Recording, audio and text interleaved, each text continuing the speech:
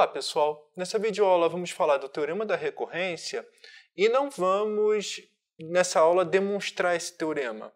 O que a gente vai fazer é explicar um pouco esse teorema, porque ele é o que permite construir muitas propriedades indutivamente, como construir as funções via indução. E como que eu quero dizer dessa importância do seu teorema, que é o seguinte: eu sempre nessas horas gosto de pensar como computador. Pensa em um computador inanimado, vamos dizer assim, não tem robô. Você pode fazer ou não pode fazer. Se pode fazer, quer dizer que você consegue construir algoritmicamente. Se não pode fazer, significa que você tem que botar mais uma placa extra para que o computador resolva o problema. E quando a gente fala botar uma placa extra, é chamado de, matematicamente, na teoria da lógica, colocar mais um axioma. E o que eu estou dizendo para vocês, esse teorema, é que é um teorema, ou seja, não é um axioma. A gente consegue provar isso baseado em outros resultados, que vai ficar mais claro na próxima videoaula, que vai ser demonstrado isso. Então, nessa videoaula, é explicar um pouco esse resultado. O que está significando e por que eu usei ele muitas vezes intuitivamente, mas sem explicitar. Por que é intuitivo, na verdade? Então, seja f uma função de x para x e um a um elemento de x. Então, o que ele está me dizendo, o teorema, é o seguinte: existe uma única função, g de n0 para x, tal que g de 0 é igual a e g de n mais 1 você consegue ser descoberta a partir de g de n, basta aplicar a f. Então, só para entender esse resultado, o que a gente vai fazer? Então, vamos fazer um desenho para entender. Seja o conjunto x e o x, minha função f, e vamos pegar um ponto inicial que a gente está chamando de a. Então, o que a gente pode fazer? Pegou o a, temos uma função, nós podemos achar o que a gente chama de f de a. Como o domínio é igual ao contradomínio, eu posso colocar o f de a aqui. Aplicando o f, então se o f de a está aqui, eu posso aplicar o f de novo. Então esse aqui, vamos achar o que a gente chama de f de a. Nós damos uma outra notação para isso, que voltamos para cá. f2 bola de a, aplica f novamente, aparece o f3 de a e assim sucessivamente. O que eu estou dizendo para vocês é que esse aqui é o g de 0, esse é o g de 1, esse é o g de 2 e g de 3, g de 4 e assim sucessivamente. Você consegue descobrir o outro a partir da f de g de n. Só para ter uma ideia de como a gente já usou isso, foi o seguinte: nós temos uma função que a gente chama de sucessão. N vai para n mais 1. E eu considero x igual a o espaço das funções de n0 para n0. Tá? Então, ou seja, o S pertence a x, por exemplo. Não vamos usar o S, mas... E consideramos uma função que vai de x para x, em que minha entrada é uma função daqui, e minha saída também vai ser uma função daqui. Em que para cada f, ou seja, supondo que eu sei quem é f, então eu sei o f composta com s. Só para fazer um desenho. Então, se eu tenho um f, uma função de n0 para n0, eu consigo associar o que a gente está chamando de f composta com s, que vai de n0 para n0. Ou seja, se eu sei o meu f, eu sei quem é f composta com s. Então temos uma função daqui para cá. Agora a pergunta é, vamos supor que meu ponto inicial seja identidade. Então quem é g de n? Quem é a notação disso? Quem foi construído, sabendo agora que existe? Antes de fazer, eu esqueci de falar um pequeno detalhe. Alguma vez dos naturais, por causa dessa construção, é natural, vamos dizer assim, pensar o zero como um elemento natural. Por quê? Porque é interessante pensar a posição inicial como a posição no instante zero. Então, no instante 0, 1, 2, 3, 4 e ficar estudando a dinâmica disso. Então, quando vai querer estudar dinâmica, os pontos que a gente está gerando aqui a gente chama de órbita. Então, os pontos que estão sendo permitidos em x que o conjunto está andando. A, g de A, etc. Ou seja, veio uma lei, que caminho está fazendo. E é interessante, como eu disse, começar do zero para falar instante inicial, desde instante 1, instante 0. Enfim, vamos voltar para cá. Se A é igual a identidade, quem é g de n? G de N é o seguinte. Então vamos começar. Nós temos a identidade. Quando a gente aplica a função identidade na f, tá? A identidade para cada n vai para n mesmo. Tá? É a mesma aplicação. Então, quando a gente aplica f, ó, identidade vai para onde? A identidade vai para a função s. E quando a gente... Aí agora, isso aqui é o que a gente está chamando de g de 0, g de 1. G de 1 é a s. Quem é a função sucessão? Quem é a g de 2? Eu aplico a f. A f vai para onde? Ó, o s vai para s composta com s. Esse é o meu g de 2. Aplico novamente a minha f. Ela vai para s composta com s, composta com s. E vamos dizer assim sucessivamente. Esse é o que a gente está chamando de g de 3. E o que a gente está falando que o g de n é igual a s composta com n, onde o s composta com n mais 1, na verdade, é o f composta com g de n, tá? Ou aplicar f de g de n. E isso aqui, o f de g de n, é pegar o g de n como s bola n composta com s, que é o que a gente definiu da função sucessão n mais uma vezes. Baseado, ó, quem é o g de 1 é o s, e o s de n mais 1 nada mais é que isso aqui.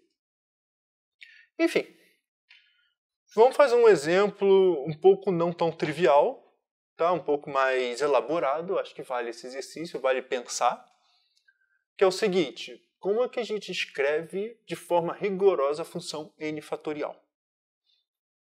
Mais precisamente, utilizando o teorema de recorrência, construa uma função φ de n0 para n0, satisfazendo essa propriedade aqui. φ de 0 é igual a 1 e φ de n mais 1 é igual a n mais 1 vezes φ de n. Quando a gente diz que φ de 0 é igual a 1, estou dizendo que 0 fatorial é 1, né, por definição. Então, o que nós temos? Então, só para vocês terem uma ideia da forma de recorrência, eu estou dizendo o seguinte para vocês. Se φ de 0 é igual a 1, φ de 1, substitui o n por 0, é igual a 1 vezes φ de 0, que é igual a 1. O φ de 2 é igual a 2 vezes, tá? Repete, o que está o argumento aqui, repete aqui, e multiplica pelo anterior, φ de 1. E isso aqui é igual a 2. Quem é o φ de 3? φ de 3 é igual a 3 vezes φ de 2. Mas quem é φ de 2? φ de 2 é igual a 2, 3 vezes 2, que a gente está chamando de 3 fatorial. Quem é o φ de 4? φ de 4 é igual a 4 vezes φ de 3, que é igual a 4 vezes 3 fatorial. Isso aqui que a gente está chamando de 4 fatorial. E assim sucessivamente. φ de 5 é igual a 5 vezes φ de 4, que é igual a 5 fatorial. 5 vezes 4 fatorial e etc. Então a gente consegue construir a função fatorial nisso aqui. Agora, o que eu estou fazendo a pergunta para vocês é como construir isso via teoria dos conjuntos. Tá? Dá um pause e tenta pensar nisso. Acho que vale a pena e ver que o exercício não é tão óbvio. Gasta um tempinho. Bom, mas a solução que eu acho interessante é que vocês já fizeram alguma vez, provavelmente. Em que sentido? Como que a gente faz programando se a gente quisesse programar a função n fatorial? Você vai falar, computador, vai achando e eu coloco depois um número e acho o meu 8 fatorial, por exemplo. Como que a gente faz isso?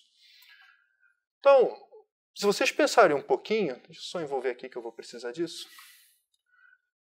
Se vocês envolverem um pouquinho, o que a gente está fazendo?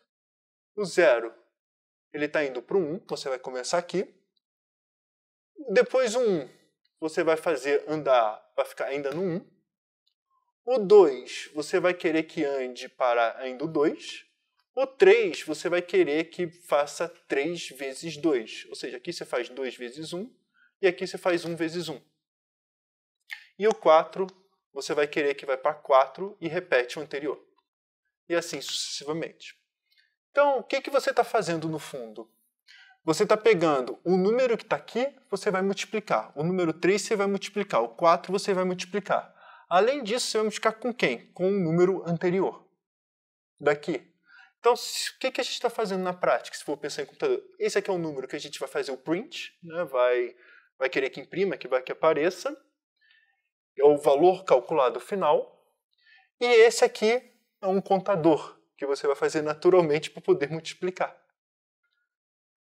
Então, em outras palavras, no fundo, o contador vai ser esse n mais 1, e esse aqui é o valor anterior para a gente imprimir. Então, quem é o nosso conjunto? Então, a gente precisa de dois números naturais. Esse aqui, que é o contador, e esse aqui que a gente vai imprimir. Então, o nosso conjunto x é o que a gente chama de n0 cartesiano n0. Para a gente começar a fazer alguma coisa. Baseado nisso, quem é a nossa função? A nossa função de x vai para x, em que para cada n, eu vou botar nm mesmo. Isso aqui vai para quem? Bom, esse aqui eu vou chamar de contador. Seu contador, ele tem que ir para o seu sucessor. E esse é que eu vou querer imprimir. Então, ele vai ter que pegar esse número e multiplicar pelo esse valor que a gente vai chamar de antecessor, no fundo. E quem vai ser minha posição inicial? O meu A é igual a 0, 1. Então vamos só para ver o que está acontecendo aqui. Por que 0, 1? Porque tem que começar do 1, porque o meu f de 0 tem que ser 1.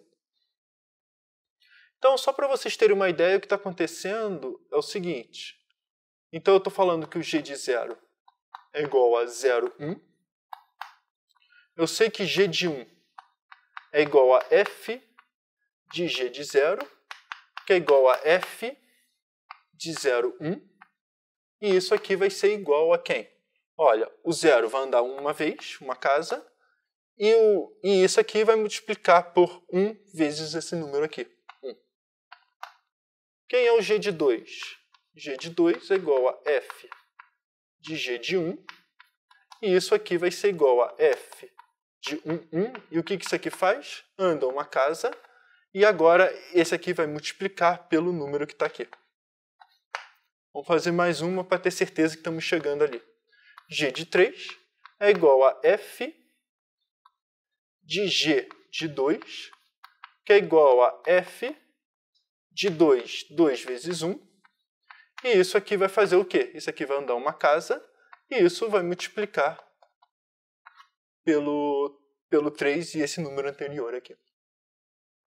Então, e etc. Eu acho que aqui já deu para convencer que esse segunda coordenada é o que vai dar um número. Só que o que a gente está pedindo? A gente está pedindo para fazer o print disso aqui. É esse número, é esse aqui que vai ter que aparecer, isso aqui não te interessa. Então o que a gente vai fazer agora é o seguinte. Nós temos uma função natural, vamos dizer assim, que a gente chama de projeção. E a projeção a gente vai fazer em relação à segunda coordenada. Para cada m, ou nm, né, que eu botei, para cada n, m, nós associamos a função, o que a gente faz é associar a função m. E o que eu estou dizendo para vocês é que g, ele vai, a minha função φ de n vai ser, por definição, o que a gente está chamando de, eu pego g, aplico em n e pego a projeção 2. E isso aqui é o que a gente queria provar. Tá? O que eu vou deixar como exercício para vocês é que, de fato, vai satisfazer aquela propriedade ali que a gente está pedindo do exercício. Essencialmente, eu vim isso aqui argumentar por indução. Um outro argumento possível é o seguinte. Esse conjunto de pares ordenados, eles são sempre diferentes. Então, esse aqui é o gráfico de uma função. Se é o gráfico de uma função, esse conjunto de pares ordenados, tá, o 0, 1, 1, 1, etc., então é possível falar que esse aqui é o gráfico da minha função, que a gente está chamando de φ de n, que vai satisfazer a mesma propriedade. Mas fazer isso, ou segundo a projeção, muitas vezes dá na mesma, porque nós temos o que a gente chama de função contador. Mas enfim, era só para explicar, eu deixo como exercício depois formalizar que isso aqui de fato faz o trabalho que a gente quer. E basicamente é isso que eu queria falar para vocês.